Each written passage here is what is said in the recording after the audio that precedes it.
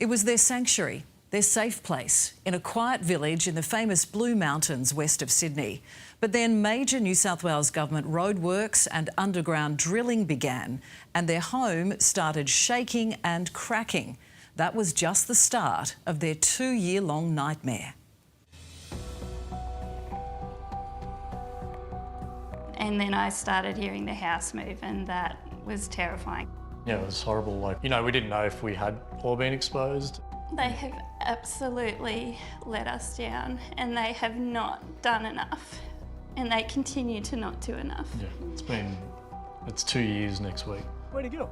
Matt, Tara and their little boy in their backyard. Oh no, poor snail.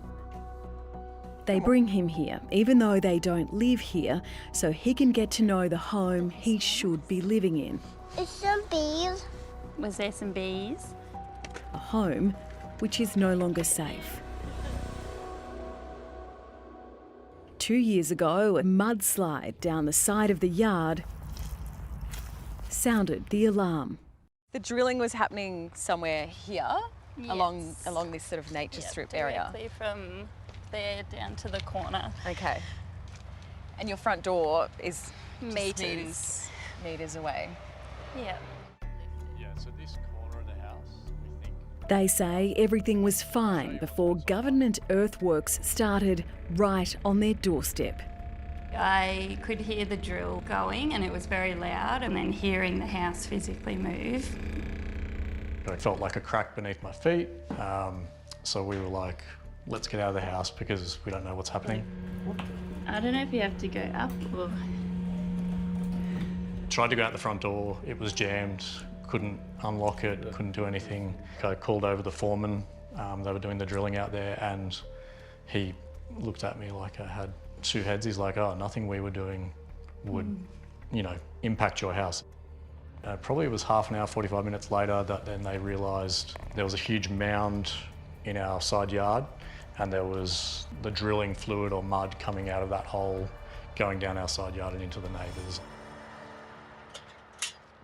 Matt and Tara haven't been able to live in their home for more than a year. The young mum and dad have been told there's potentially dangerous lead paint and dust levels inside. So just to be safe. Just to be safe, yes. All right, let's do it. So we're masking up before going in. Oh, there's the sticky door. Sticky door. Inside, it's like the house is out of kilter. There's cracks in the walls and on the ceilings. The bathroom door just isn't the same. And this is their little boy's bedroom. Oh my goodness. The floor now on a lean. And did that happen straight away? Or was that gradual? It was quite gotten worse, gradual, and then it really peaked last year, I think, is when it's really set. And 2 years on, tiny chips of lead paint are still falling. Oh yeah, I can see. Are these the little paint flecks? Yeah. you're talking yes. Yep. So Yeah, there's more in here. From the many cracks which Matt and Tara claim have been caused by structural damage after the drilling. So his little bed was here. So his cot went in the corner, and I went to pick him up, and I thought, what is that on your neck? And picked him up and saw white paint in chunks on his neck. So And it would just come down from those cracks. From the cracks. Yeah. Yeah. Yeah. Scary. Oh. We didn't realise that until 6 or 7 months later, when we had someone in that we hired to kind of investigate the damage and things like that, tell us that the lead was at a dangerous level. That's right, they were still living in their home until they started doing their own investigations at their own expense. Their little boy was only 1 year old. Before that, had been crawling around and things like that on his hands and knees and putting his hands in his mouth.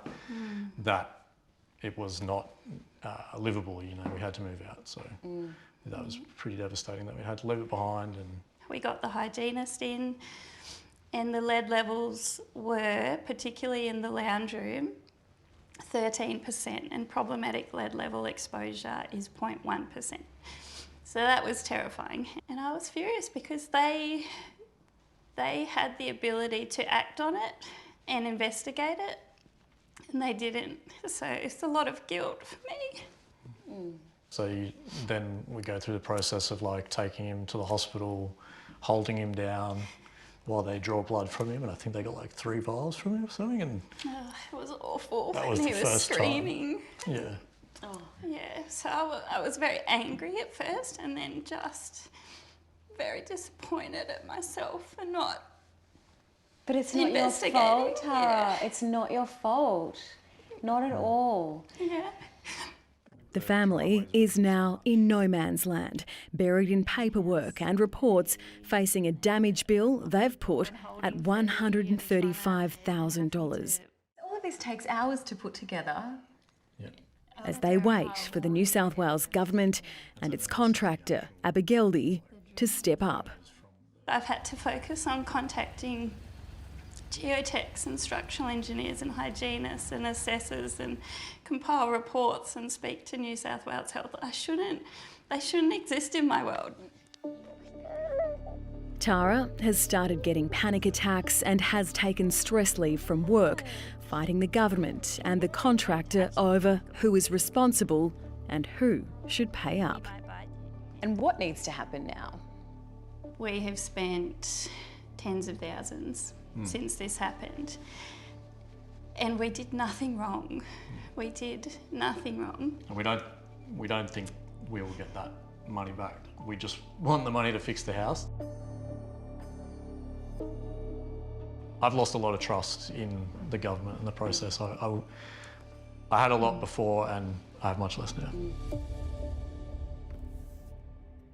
Goodness me. Transport for New South Wales tell us that they have covered accommodation costs in the interim, but the big question remains, when will this young family get back into their own home?